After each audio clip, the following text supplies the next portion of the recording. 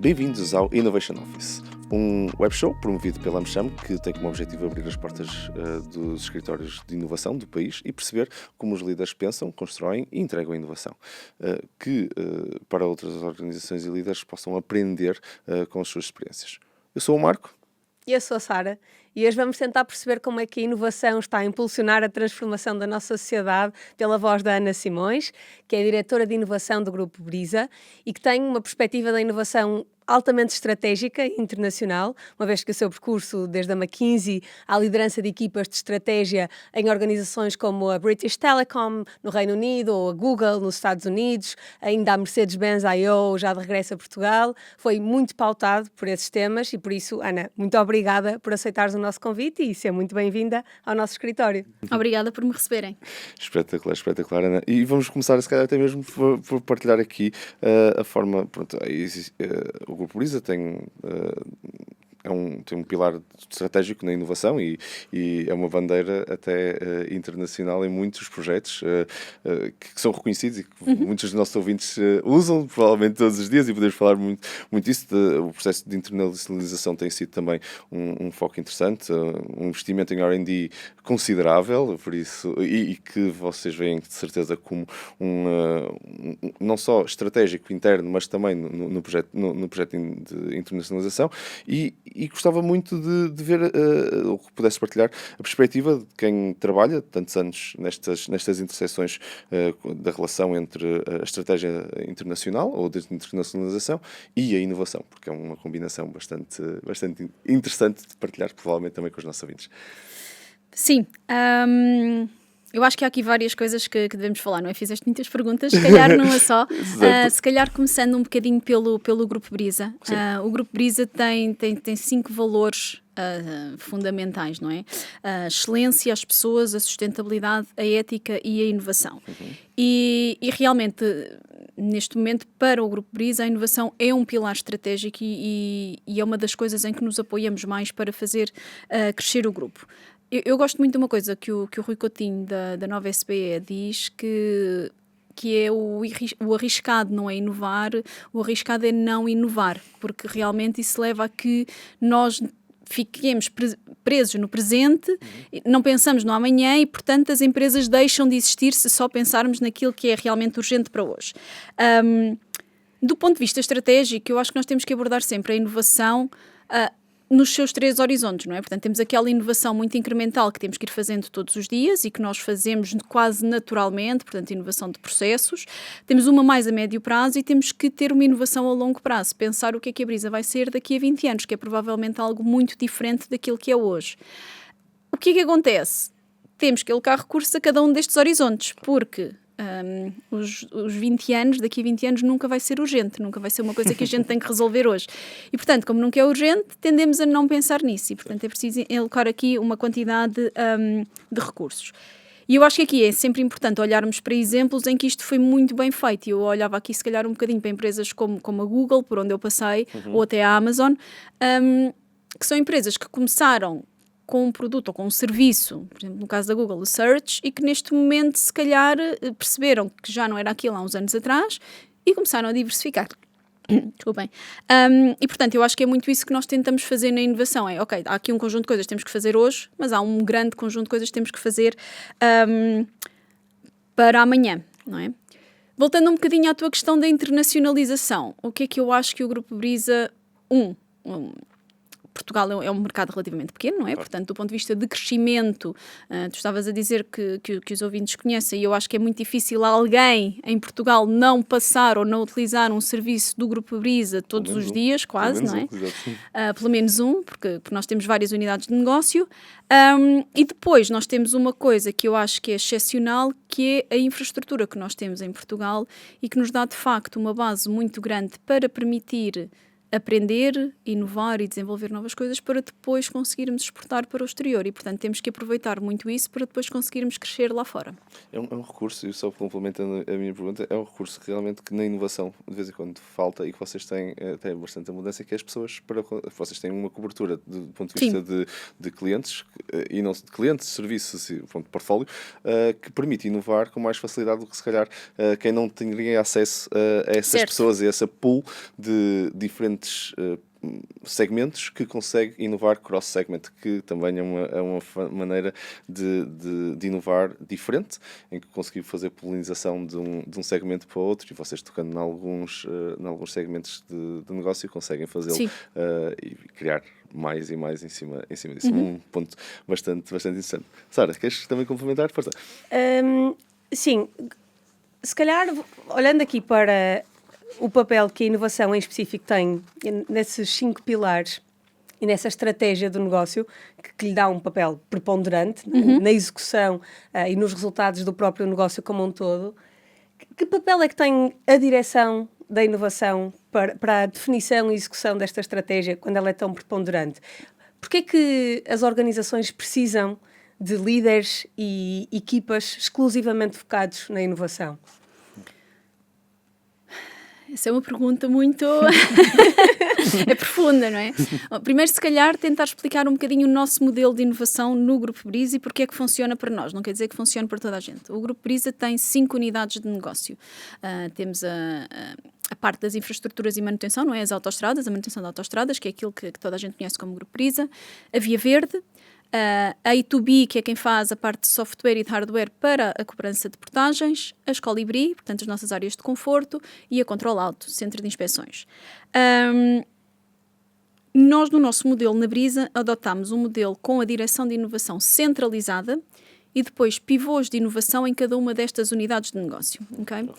Eu sei que muitas vezes a centralização é contrária à agilidade, mas no nosso caso, na realidade, ajudou-nos aqui a ser um bocadinho mais ágeis. Porquê? O facto de termos uma direção central que trata os processos de forma agregada, por exemplo, se pensarmos no departamento jurídico, no departamento de recursos humanos, e coordena, de certa forma, e orquestra a inovação como um todo, é muito mais fácil depois os pivôs das unidades de negócio focarem-se só na unidade de negócio em questão e na inovação nessa unidade de negócio. Portanto, para nós, neste momento, é esse modelo que funciona.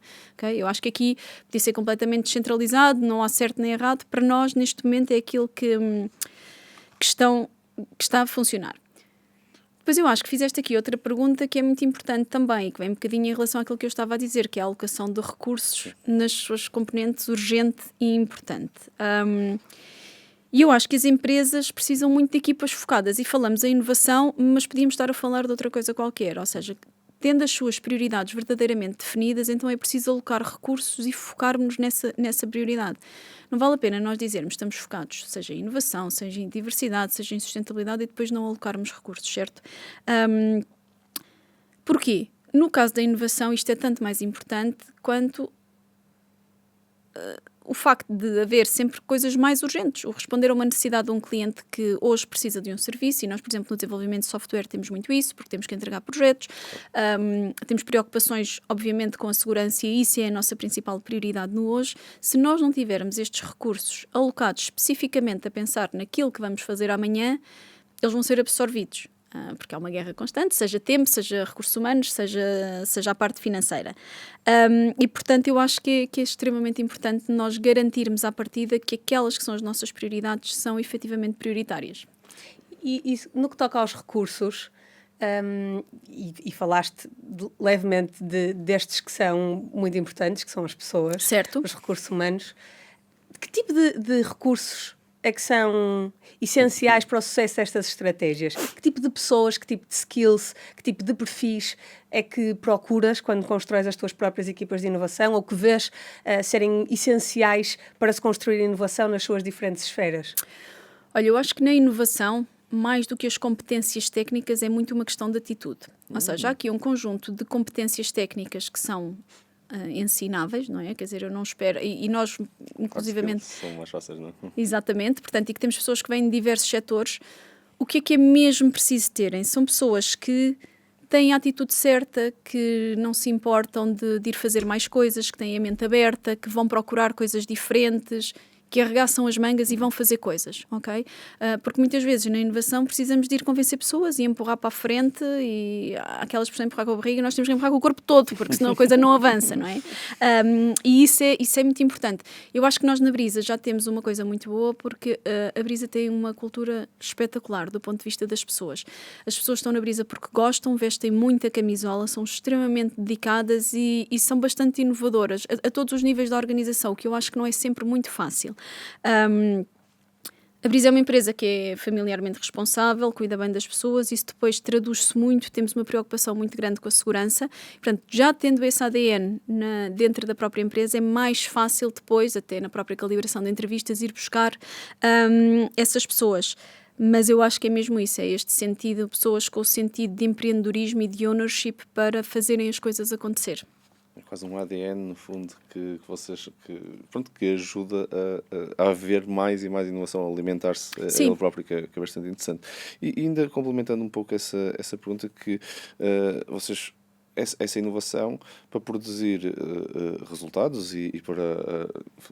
nós falamos de vez em quando de inovação numa ótica de ter ideias, se calhar muitos dos nossos ouvintes também pensam, pronto, há uma parte, efetivamente, em que temos que ter as ideias e temos que ter o ADN que permite que essas ideias apareçam, mas depois a materialização dessas ideias nestas diferentes unidades de negócio requer, se calhar, aqui alguns recursos também mais complementares. Tu falaste que os hard skills, e por isso é que eu queria só sublinhar, que acho que é um ponto interessante que estavas a tocar, os hard skills são teachable e não são ensináveis, eu consigo ensinar os hard skills, mas os soft skills são, se calhar, mais constantes e mais difíceis de trazer para cima da mesa. Tu achas que nessa diversidade que vocês têm em as unidades de negócio estarem mais não tão segmentadas, apesar de certeza que cada um tem os seus objetivos, não tão segmentada, mas como tu descreveste, mais interligada, ou melhor, todas as pessoas conseguirem falar e colaborar, achas que isso é um grande driver que vocês veem como diferenciador vosso no vosso ADN, ou até sentes que foi uma coisa que aconteceu orgânica, que foi uma coisa intencional da equipa de inovação, e achas que é essencial, no fundo, para que isso aconteça com sucesso? A inovação com sucesso, no fundo, a materialização com sucesso. Bolas, vocês inovam aqui imenso a porem 50 perguntas só num. Eu vou tentar responder a todas ao mesmo tempo. Eu acho que é essencial. 2, eu não acho que seja orgânico. E 3, nós fizemos acontecer. Fantástico, grande resposta. Portanto, eu acho que é extremamente importante. Eu fico sempre fascinada com a quantidade de ideias ou de output que surge quando a gente junta toda a gente numa mesma sala a conversar. Não é aquelas reuniões de 2 horas que a gente chega ao fim e não decidiu nada. Não é esse tipo de reuniões. Mas pôr as pessoas a falar e a partilhar aquilo que estão a fazer, normalmente saem dali 10 vezes mais coisas do que aquilo que entrou, não é? Nós na Brisa, até termos esta direção central, as coisas estavam muito espartilhadas, havia muitos silos, não havia um mecanismo natural de as pessoas falarem. Até fisicamente estavam em edifícios diferentes, por exemplo, nós temos a I2B no Lagoas Parque, a Brisa tem 2 edifícios no campus que são... 50 metros um do outro, mas são 2 espaços diferentes, havia ver de estar num piso diferente, portanto, até do ponto de vista físico era difícil e, portanto, o que é que nós fizemos na inovação? Estabelecemos rituais que são muito simples, é termos uma reunião com todos os pivôs de inovação todas as semanas ou 2 em 2 semanas, termos off-sites em que toda a gente se junta e partilhamos o que é que estamos a fazer e incluímos depois aqui outras áreas mais complementares, nomeadamente a sustentabilidade, a parte de financiamentos europeus, que também no fundo ajudam aqui a agregar um bocadinho. Eu acho que a ideia de uma direção de inovação é desaparecer, idealmente, num estado ideal, porque está tão disseminado que não precisamos de ajuda para fazer isto, mas isso é o estado quase utópico, não é? Até lá, eu acho que temos que forçar um bocadinho estas coisas porque elas não acontecem organicamente. E no que toca às diferentes áreas de negócio, ou seja, se percebemos bem, o que acontece hoje no Grupo Brisa é que os pivôs com que vocês colaboram, eles estão nas diferentes empresas e organizações do grupo. Mas há um conjunto de áreas, algumas delas transversais a todo o grupo também, com as quais muitas vezes a inovação precisa de colaborar também. O marketing, seja para comunicar uma nova inovação, seja para construir em cima de um modelo de negócio, por exemplo, que toca em vários artefactos do marketing, como o preço, ou a marca, ou então finanças, quando tens que justificar o return on investment da inovação. Como é que essa relação acontece para vocês? Como é que vocês tentam criar esses pontos de ligação, não só com os pivôs, que vão tentar criar essa cultura de inovação naquelas equipas, mas também com outras equipas que normalmente estão um bocadinho mais distanciadas da inovação, embora a relação que exista entre as áreas seja muito complementar e essencial. Sim. Olha, eu posso-vos dar 2 exemplos que para nós foram muito importantes no ano que passou, tornar essa agilidade. E mais uma vez, para nós resultou centralizarmos, não quer dizer que seja sempre a maneira mais fácil. Mas, por exemplo, a direção legal e a direção de recursos humanos são, lá está, essas áreas transversais que para nós começámos a fazer muito mais pilotos no último ano. E, portanto, um piloto tem um conjunto de artefactos legais, não é? Portanto, NDAs, contratos, que têm que ser muito mais ágeis, porque estamos a fazer com startups, do que é um contrato normal, com uma empresa dita normal, não com uma startup, até porque normalmente um piloto tem uma duração relativamente limitada, e tem também, muitas vezes, envolve aqui a parte de recursos humanos, dependendo das áreas da operação que vai envolver.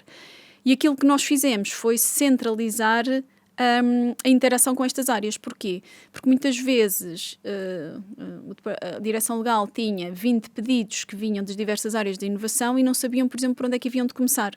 Quando começámos a centralizar isso, começámos a dizer, olha, então comecem por estes são os mais prioritários e, by the way, estes só têm uma página, vai-vos demorar só 1 hora, se calhar conseguem despachar muito mais rapidamente. E, portanto, essa centralização ajudou-nos muito. Lá está. Idealmente era orgânico. Como não pode ser, temos que forçar aqui e criar um processo até se tornar. E com a direção de recursos humanos foi um bocadinho a mesma coisa. Foi também explicar-lhes qual era a importância daquilo para a empresa como um todo. Não é que não era o piloto que era importante, mas quais eram as repercussões que viriam depois a seguir, e isso foi bastante importante.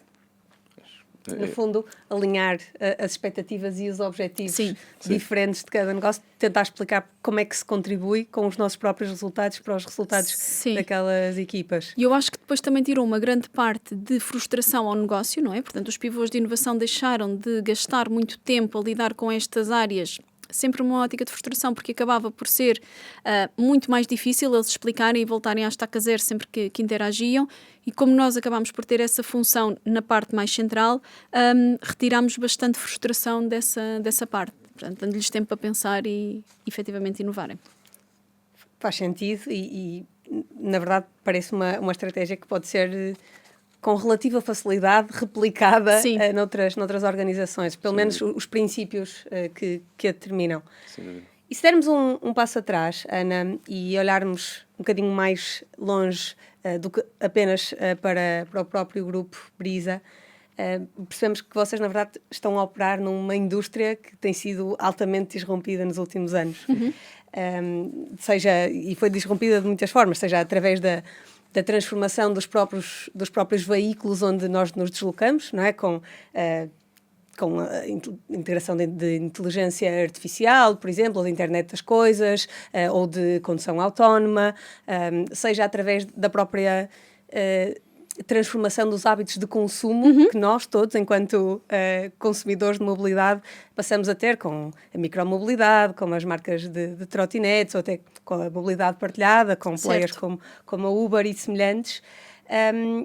E há de ser um desafio enorme preparar uma organização de uma forma provavelmente até mais reativa, corrige-nos se estivermos errados, para uma transformação tão estrutural da indústria onde se opera. Como é que isto se faz? Como é que se prepara uma organização para isso? E há alguma forma de tentar encontrar estes disruptores e estas tendências que influenciam desta forma tão significativa toda a indústria mais cedo, para se preparar mais do que reagir a essas tendências ou a esses disruptores? Ou há uma parte que é sempre necessária de sofrermos um bocadinho as consequências de não termos visto a acontecer e encontrarmos só o melhor caminho para lidarmos com essas mudanças? E desculpa, várias perguntas outra vez, não é mesmo? Não, eu estava aqui a pensar, eu acho que isso traduz-se muito na nossa missão, e eu já falei um bocadinho disso. A nossa missão, tanto no caso da inovação em particular, é viver no futuro dos nossos clientes e trazer para o presente as soluções de mobilidade simples, segura e sustentável. E é muito pensar nisso agora, como é que nós vivemos no futuro mantendo um pé no presente, não é? E eu acho que é muito dar oportunidade às pessoas de pensarem fora da caixa. pensarem fora da caixa, expô-las a coisas muito diferentes, criar esses momentos de reflexão. E esses momentos de reflexão, mais uma vez, têm que ser, muitas vezes, criados, têm que ser forçados, porque não acontecem naturalmente. Têm que ser forçados. E estamos a falar aqui não só da equipa da inovação, e eu acho que isso é muito importante. Estamos aqui a falar, por exemplo, a nível da equipa, das primeiras linhas, no fundo, de liderança do Grupo Brisa, de expô-los a novas coisas, de criar estes momentos de partilha, mas mesmo deles fazerem o exercício de começarem a pensar onde é que vamos estar daqui a 20 anos, qual é a Brisa que nós queremos daqui a 20 anos. E depois, eu acho que há aquelas coisas mais clássicas, que se bem que na inovação não se pode dizer bem clássico, não é? Mas toda aquela parte de Open Innovation, começarmos a ouvir startups, estarmos envolvidos no ecossistema, fazemos uma coisa que estamos a fazer muito agora também no âmbito das parcerias académicas, ter estudantes, porque no fundo eu acho que abrirmos ao mundo académico tem duas vantagens, não é?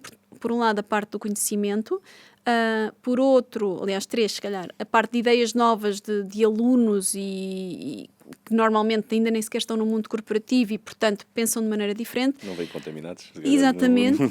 E a terceira é, eles são os nossos próximos clientes, não é? Eles são os clientes do futuro. Portanto, se estamos a construir alguma coisa, devemos construir para eles. E, portanto, essas parcerias com o mundo académico também são muito importantes. Depois eu acho que no caso, por exemplo, na manutenção de infraestruturas é um mercado em que não podemos definitivamente olhar só para Portugal, quer dizer, nós somos o maior operador, portanto se ficarmos em Portugal não vamos aprender muito.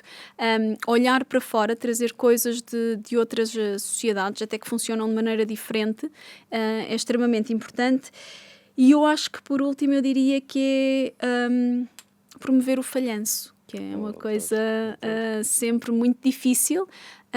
E não é promover erros estúpidos, não é? Mas é retirar o medo de falhar, de retirar o peso, exatamente. Nós, por exemplo, tivemos agora um desafio interno de inovação em que as equipas apresentaram as suas ideias e tivemos uma em que fizemos um piloto e depois achámos que não era a altura certa, portanto, com um conjunto de métricas, e achámos que não era a altura certa, e para mim aquilo foi um sucesso enorme, apesar de ter sido um falhanço, não é? No sentido em que não foi implementado, mas para mim a falhança seria ter sido deixar aquilo ali um bocadinho em banho-maria, não se avançar. Portanto, o falhanço eu acho que é extremamente importante nesta perspectiva de tentarmos, e se não resultar não faz mal, tentamos outra vez e que aprendemos qualquer coisa no processo. Mensagem fortíssima, porque acho que muita gente ainda hoje, e se calhar até ligados à inovação, infelizmente, tem esse medo ainda de falhar, de sentir que o falhanço é o não sucesso, isto é, o não entrar em produto e ser um próximo unicórnio, a ideia unicórnio que transforma este mundo, então significa que falhamos. Existe um grade tão grande, uma área de cinzento até entre esse preto e esse branco, onde nós na realidade é que navegamos muito raramente. Acho que nem os maiores casos de sucesso foram sempre só o sucesso. Eles são a derivada de várias iterações de falhança. Por isso, mensagem fantástica, Ana, que partilhaste, e obrigado por tocares nesse ponto. Pegando no ponto que a Sara estava a colocar e trazendo outra vez aqui para a mesa, que era a questão da tecnologia. Porque, efetivamente, é uma indústria que se está a transformar bastante e com cada vez mais tecnologia a fazer a vanguarda dessa inovação. Vocês, desde o início, tinham a tecnologia como base da maior parte dos produtos e, neste momento, até quase todos os produtos têm uma vertente tecnológica que vocês têm a servir os vossos clientes. Por isso, eu tenho que fazer a pergunta, como é que tu aceitas, como é que tu devíamos todos assumir, ou na tua visão pessoal e até se calhar da Brisa, assumir a tecnologia como uma ferramenta essencial no plano estratégico de desenvolvimento e inovação, e como é que tu vês isso a evoluir, principalmente dado que a transformação está a acontecer, não é? Certo. Bom, eu acho que há duas coisas, não é? A tecnologia, ela tem duas vertentes. É ela própria inovação, não é? Portanto, inovação tecnológica, e também é um catalisador da inovação. Exato. O que eu não gosto de pensar é que a tecnologia é toda a inovação. Okay? Eu acho que nesse aspecto é preciso termos algum cuidado. Porquê? Porque eu acho que muitas vezes, além da tecnologia, a tecnologia muitas vezes torna-se por ser a parte mais fácil, não é? Mudar a maneira como as pessoas trabalham e a maneira como as pessoas pensam na inovação isso é que é verdadeiramente difícil muitas vezes, ok? E eu acho que a tecnologia pode potenciar muito isso, e aqui é aquela parte de ser um catalisador. E eu acho que nós estamos a ver isso agora, por exemplo, com a inteligência artificial, que é este hype todo. Exatamente. E fizeste tudo. E, portanto, com a inteligência artificial, eu acho que é realmente muito disruptivo. A grande dificuldade que eu acho que nós vamos ter é ensinar as pessoas, mudar a mentalidade e a forma de trabalhar para as pessoas conseguirem utilizar isto em seu proveito e tornarem-se verdadeiramente mais eficientes e eficazes naquilo que fazem. Então eu acho que essa é a grande dificuldade na inovação tecnológica. Sim, concordo. E é um ponto bastante importante, que é exatamente esse que tu disseste mesmo no início. A tecnologia, de vez em quando, até é a parte mais fácil. Exatamente. Ela já está muitas vezes madura o suficiente para, se calhar, não ser quase considerada inovação. Sim. É uma implementação, não uma inovação. Sim. E muitas vezes passamos imenso tempo a olhar para a tecnologia, a tentar reinventar a roda tecnológica, e já existe. Portanto, na realidade, precisamos de ir comprar o que já existe. Temos é que mudar todos os processos e as mentalidades. Exato. E isso é que é verdadeiramente difícil. E já agora, complementar essa pergunta, tu tens visto esse processo, ou vocês, como organização, têm visto esse processo acontecer também noutras indústrias paralelas, de certeza, e há lições a tirar. Nós acho que cada vez menos somos só a nossa indústria, claro. E estamos pegando na tua expressão, vamos reinventar a nossa roda, porque claro. A roda do lado não nos serve, mas na realidade a roda e só muda se calhar um bocadinho a cor de vez em quando, e nós é que queremos dizer que a nossa é demasiado única para ser diferente. Sim. E também acho que é por causa da nossa necessidade de sentirmos a diferenciação. E a inovação tem que ser diferenciadora, e de vez em quando não necessariamente precisa ser tão diferenciadora. De vez em quando precisa ter uma percentagem final, ou a last mile, a última milha do problema é que tem a diferenciação. O resto vamos surfar a onda e caminhar o trilho que já foi talhado por outra indústria. Por isso, eu devia deixar esta pergunta. Tu vês estes paralelos, o que tu tens observado, o que vocês têm observado noutras indústrias, e avanços possíveis para a aplicação dessas indústrias para a vossa? Vês isso com bons olhos? Achas que é um caminho? Eu acho que na parte da colaboração entre indústrias, para mim tem uma grande vantagem, é que retira muitas vezes a parte competitiva, ou seja, o facto de as pessoas não quererem partilhar informação por razões competitivas, e cria trocas de ideias e de informação muito mais honestas e abertas do que noutros contextos. Nós em Portugal, eu acho que na inovação até temos progredido e temos alguns fóruns em que isso já acontece. Nós temos, por exemplo, o Inove Club da BTI e da VDA, temos o Innovation Ecosystem da nova SBE, temos também a Startup Lisboa tem feito um grande trabalho em promover uma data de reuniões e de encontros, e Portugal é pequeno o suficiente que ao terceiro evento tu já encontras as pessoas do primeiro, não é? Portanto, mas isso leva a que, por exemplo, se eu estou a falar com um banco ou com uma empresa de telecomunicações ou com outra empresa que não seja do nosso âmbito, na maior parte das vezes conseguimos ser muito mais honestos e falar da nossa roda sem medo que vão copiar a cor e os parafusos, e, não é? E, portanto, eu acho que isso é muito importante. Portanto, para mim isso é fundamental. Até porque, lá está, pensamos fora da nossa caixinha e muitas vezes leva-nos a ter ideias que depois se podem aplicar. Exposição, no fundo, não é? Exatamente. Sermos expostos a perspectivas diferentes, eu acho que é a parte mais linda da inovação, não concordas, Sara? É sermos expostos a ideias novas e a perspectivas diferentes. 100%, e estarmos envolvidos no processo de criar outras em cima dessas que ainda ninguém tinha pensado antes, ou que, mesmo que já tivessem pensado, nós acrescentamos um ângulo novo. Sim. E esta construção em cima uns dos outros é que acaba por trazer também, na maior parte das vezes, os casos mais bem-sucedidos de projetos de inovação. Portanto, totalmente. 100% super alinhados. E então, se calhar aqui para concluirmos a nossa conversa, Ana, gostávamos de ter a tua perspectiva sobre quais é que são efetivamente os ingredientes numa estratégia que é tão completa, que já vimos, como no vosso caso, é tão preponderante para o negócio, está tão integrada naquilo que é a visão e a missão e o dia-a-dia do negócio, porque também, como explicaste, vocês tocam nos diferentes horizontes da inovação, tanto a curto, como a médio, como a longo prazo. Quais é que são os ingredientes para o sucesso de uma estratégia de inovação? Nós estamos a tentar construir um escritório de inovação aqui, perceber como é que se constroem os diferentes escritórios de inovação. E, portanto, que integrantes é que esse escritório precisa de incluir para ter sucesso, para ser sólido o suficiente, para estar alinhado com a liderança da organização e para, no fundo, ser uma referência maior ainda naquilo que é o panorama da inovação nacional. E algum outro projeto da Brisa que tu achas que tenha contribuído essencialmente para o sucesso do vosso escritório de inovação, que ainda não tenhas partilhado e que acho que faz sentido partilhar agora? Olha, eu acho que a primeira coisa é isto ser efetivamente considerado um pilar estratégico, porque pode não ser, ok? Portanto, pode haver, e tens empresas de commodities em que tu não queres ter inovação ou que tens uma coisa relativamente incipiente. E depois eu acho que é a parte dos recursos, seria a segunda coisa que eu diria, porque na realidade sem pessoas e sem dinheiro tu não fazes nada. Podes ter imensa boa vontade, mas não vais conseguir efetivamente fazer qualquer coisa. E eu acho que o último ingrediente que eu acho que é mesmo muito importante fomentar é este sentido de empreendedorismo e ownership dentro da empresa. Eu lembro-me quando entrei na Google, uma das primeiras coisas que o Philip Schindler, o diretor de vendas, o presidente de vendas da Google, nos disse, e eu fiquei muito marcada por aquilo, foi: vocês têm que tratar tudo como se fosse a vossa startup.